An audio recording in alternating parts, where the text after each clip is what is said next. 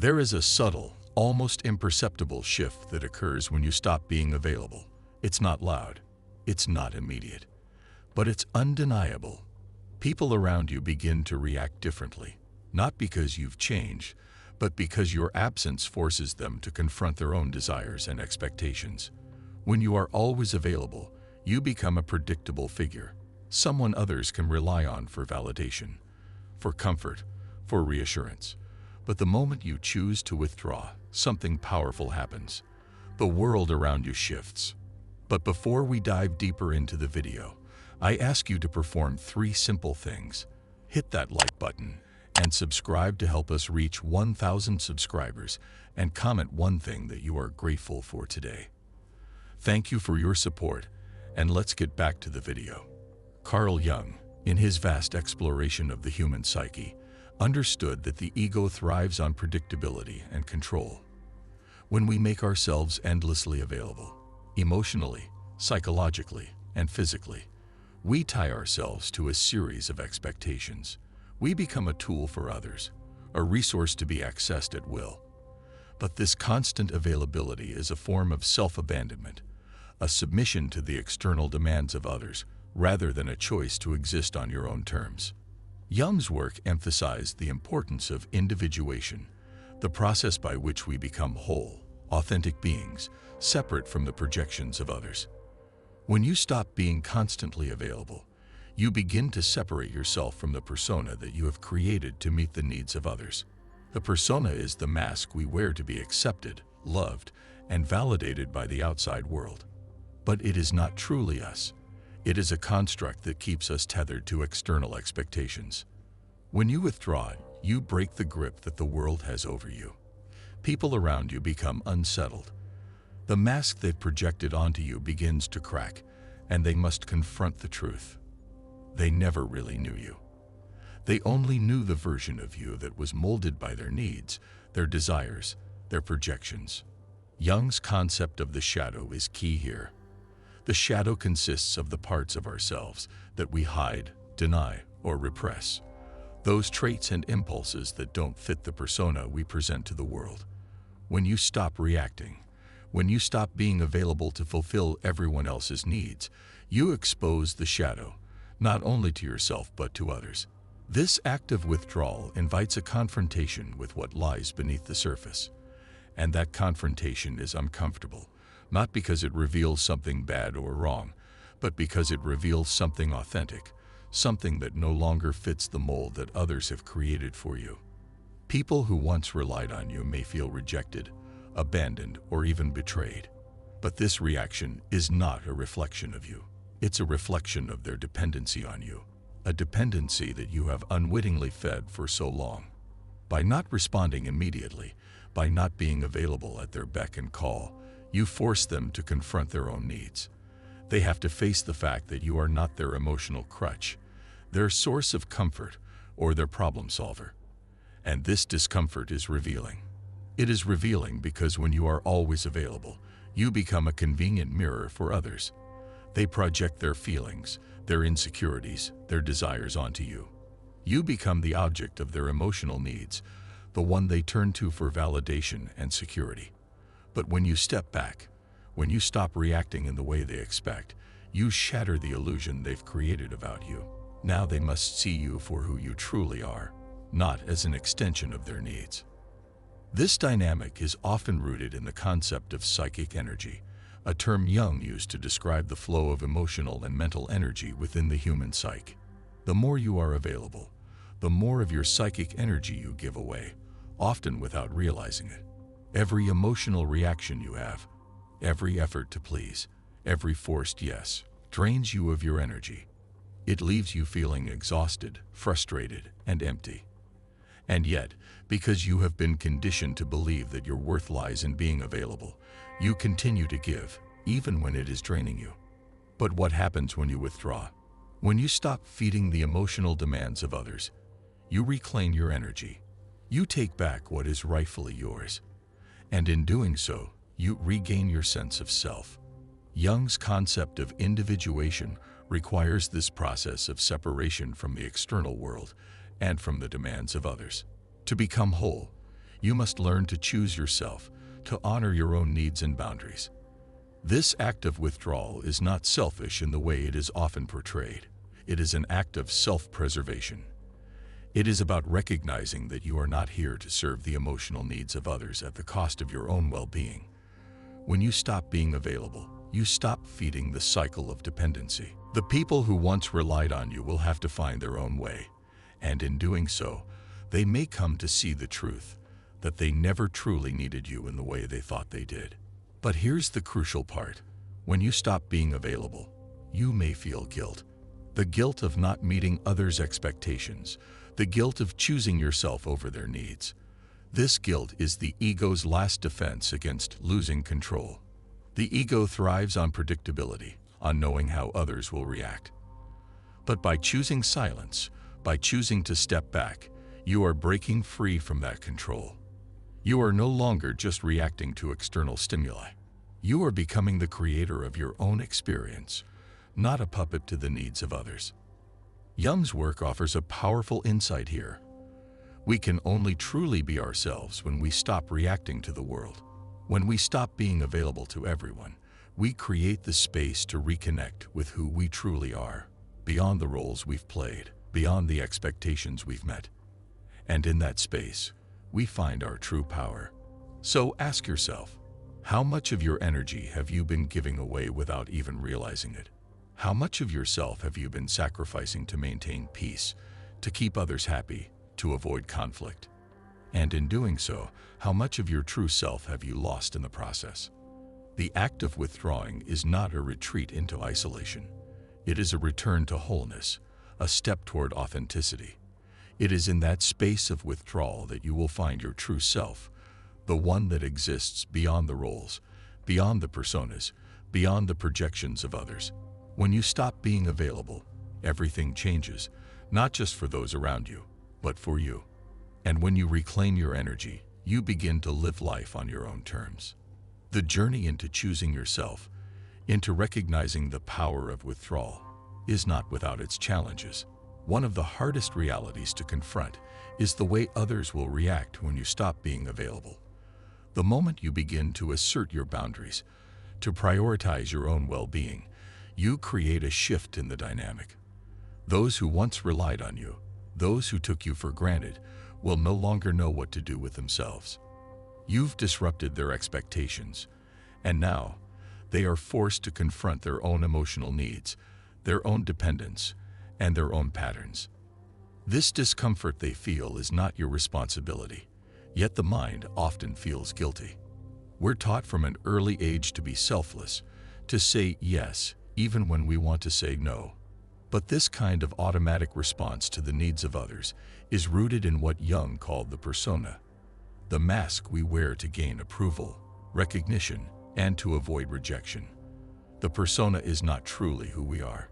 It is a role we play, often without realizing it, to keep the peace, to keep people happy, and to feel validated by the world around us. When you stop being available, you stop feeding the persona. You no longer need to play that role to maintain your connection to others. This shift is terrifying to the ego. The ego thrives on predictability and control. It wants to know how others will react, what will happen next, and how to secure its place in the world. But by choosing to withdraw, by choosing to stop being emotionally or psychologically available, you strip the ego of its control.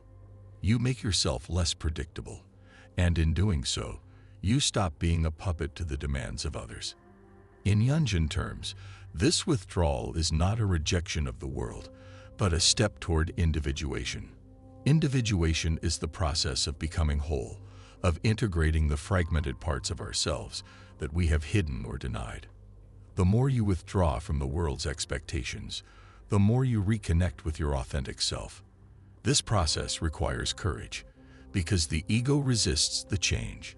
It fears the unknown, fears the emptiness that might arise when the persona is no longer required to act. But there's a powerful truth here. The emptiness you fear is not the absence of something. It is the space for something new to emerge. It is the space for authenticity.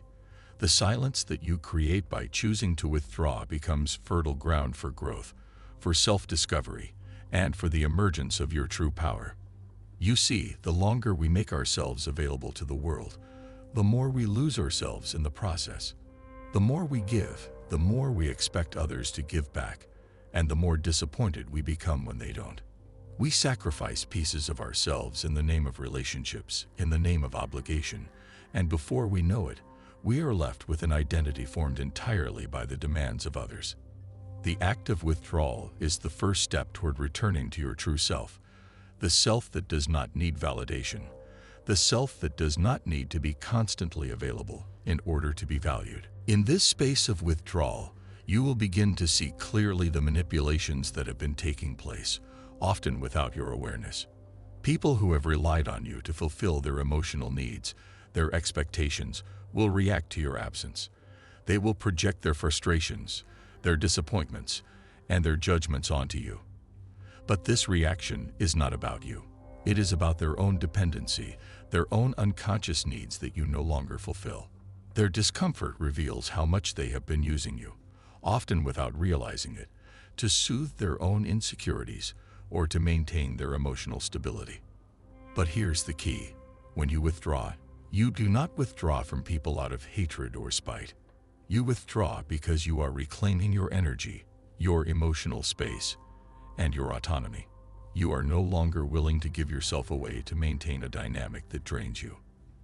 And in doing so, you give others the opportunity to grow, to confront their own projections, and to take responsibility for their own emotional well-being.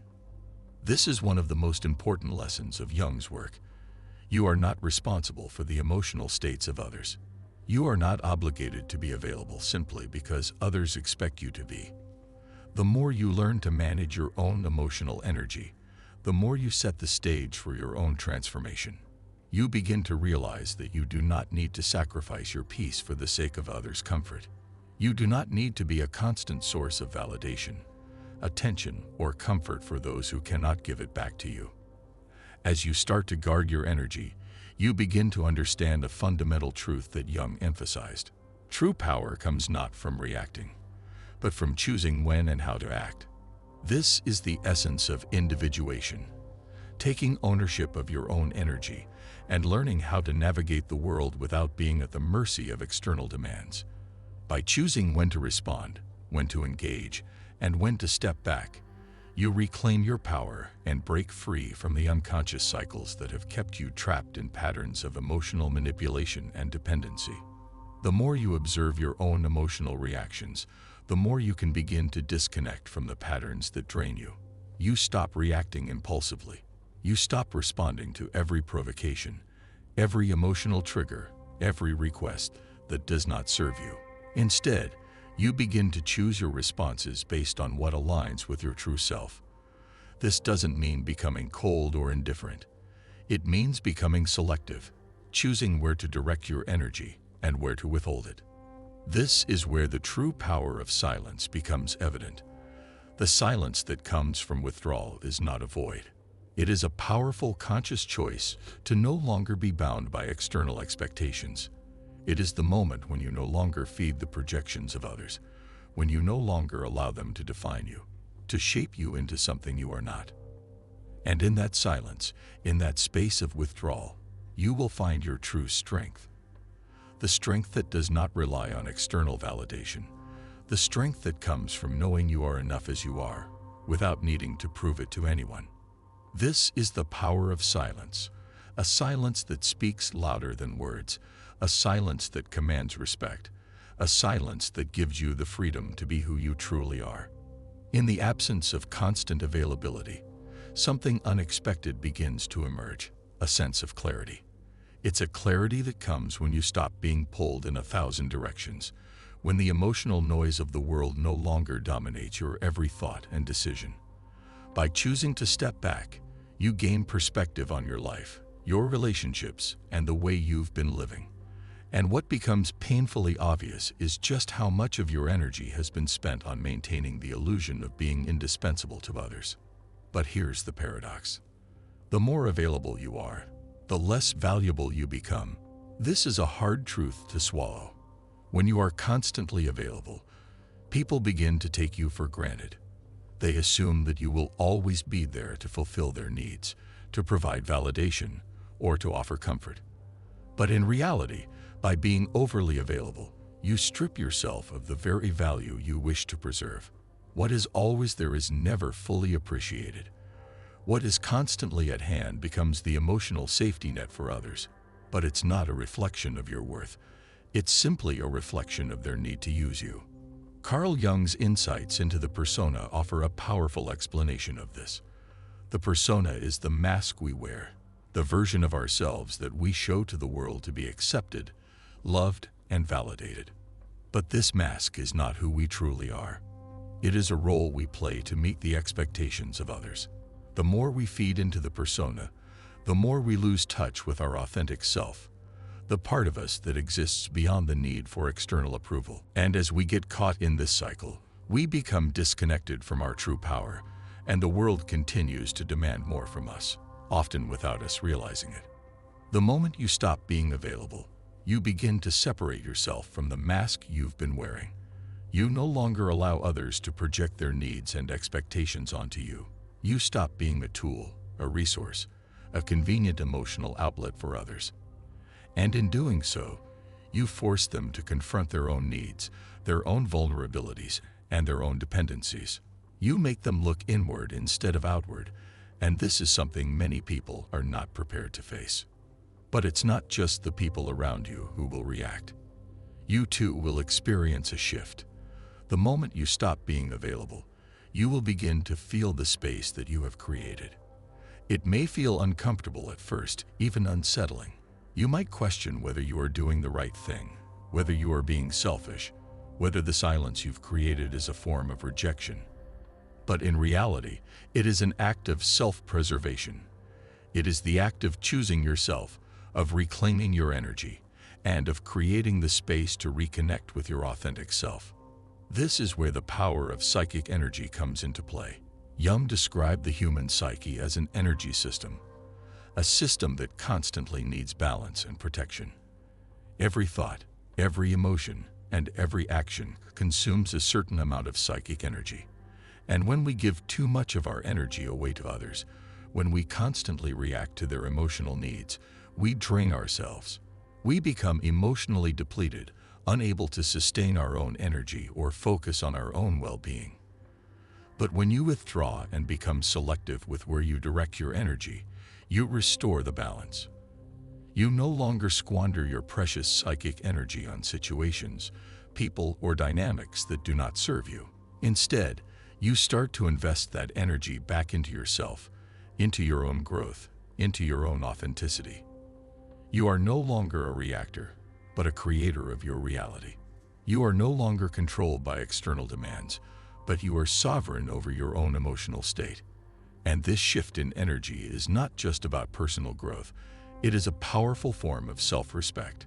By stopping the constant cycle of availability, you are setting boundaries. And setting boundaries is one of the most important steps toward reclaiming your true power. It says, I am worth more than just being a resource for others. I am worth more than being constantly at the disposal of those who have not earned my energy. This is the beginning of individuation, the process of becoming whole and authentic, the process of becoming who you are meant to be rather than who others need you to be. But the process doesn't end with setting boundaries.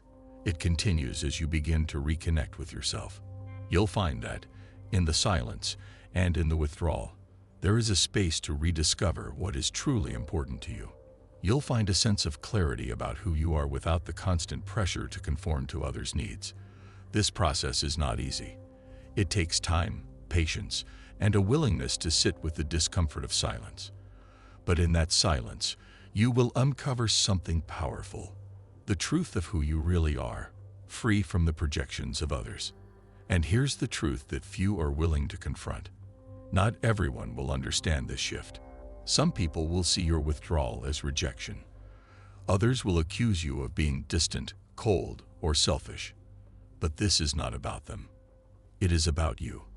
When you stop being available, you stop conforming to the expectations and needs of others. You begin to redefine yourself, not as a figure who exists to serve others, but as an individual who has the right to live on their own terms. Jung believed that the process of individuation requires distancing yourself from the collective, from the social pressures that shape our identities. When you withdraw from the demands of others, you are not abandoning them. You are returning to yourself. You are creating the space for personal growth, for authenticity, and for self-discovery. It is in that space of withdrawal that you will begin to see clearly, to see your own value, and to see your own power. So ask yourself, what would happen if you stopped being available? What would happen if you stopped reacting to every emotional demand placed on you? How would your relationships change? How would your energy shift? Would you find that you are stronger, more self-assured, and more connected to your authentic self? Or would you feel lost in the silence? Whatever the answer, know this: the discomfort you feel in withdrawal is not weakness. It is strength. It is the strength to stand firm in your own energy, to no longer be a puppet to the needs of others. It is the strength to be yourself without compromise, without the need for external validation. And in that strength, you will find the freedom to create the life you are truly meant to live. As you step into this space of unavailability, something extraordinary begins to happen. You no longer have to be what others need you to be. You stop being a mere reflection of their desires and become a reflection of your own soul. But here's the crux of it all. The world around you doesn't easily accept this change. People will test your boundaries, push against your newfound silence, and challenge your withdrawal. But all of this is not an attack on you. It's an attack on the illusion they have of you. The mask that you once wore, the role you once played, is now being pulled away. And the confrontation lies not in the silence you've chosen, but in the truth that it reveals. When you choose to stop being available, you are not just creating space in your schedule. You are creating space in your soul, space to reconnect with your true self, to examine who you are beneath the mask, beneath the projections of others. And in this space, you will encounter a part of yourself that has been waiting to emerge. This is the authentic self, the self that does not need to react, to please, to fulfill the endless demands of the external world. Carl Jung spoke of the shadow, those aspects of ourselves that we have repressed, denied, or hidden from the world. Often, these aspects are the ones we are most uncomfortable with, the parts of ourselves that we don't want others to see. But when you stop being available, when you stop responding immediately to others, you create the space for the shadow to emerge. You no longer have the energy to keep running from it. Instead, you stand face to face with it, and in doing so, you discover something liberating. The shadow is not your enemy, it is your ally. The shadow holds the key to your wholeness. The parts of yourself that you've been denying are not inherently bad or destructive. They are simply aspects of you that you've been taught to suppress. But when you stop reacting to the world around you, you give yourself permission to accept these parts of yourself, to integrate them, and to move closer to the truth of who you are. This is the process of individuation, becoming the whole person you were always meant to be, beyond the projections of others and the roles you've played for so long. However, there's a danger in this process, one that must be acknowledged: the fear of the unknown. When you begin to withdraw, to set boundaries, to choose your own path, you may feel a deep sense of loss. You may fear that you are losing relationships, losing connections, or losing the version of yourself that you once knew. But what you are really losing is not the relationships, but the illusion of who you thought you had to be. The relationships you are meant to keep will evolve with you. Those who truly resonate with your authentic self will remain, while those who were only attached to your persona will drift away. And this is not a loss, it is a purification. The relationships that remain will be based on mutual respect and authentic connection, not on the emotional manipulation or dependence that once existed. And the relationships that fall away will reveal how much you've been holding on to others for the wrong reasons, out of guilt, out of obligation, or out of a fear of abandonment. Jung's work teaches us that true relationships are built not on the need to fulfill each other's emotional voids, but on a foundation of shared authenticity. When you stop being available to those who only want a piece of you, You begin to attract the connections that honor all of you, the whole of you. But this transformation is not an easy one. It requires you to face your fears head-on, to confront the deep-seated beliefs that have kept you trapped in the role of the perpetual pleaser, the perpetual caretaker, the perpetual giver. These beliefs, often rooted in childhood conditioning, tell us that we must always be available to be loved, that we must always be present to be valued. And to break free from these beliefs requires not just setting boundaries, but believing that your worth is not defined by your availability. It's a profound shift in perspective, and it's a shift that comes with discomfort.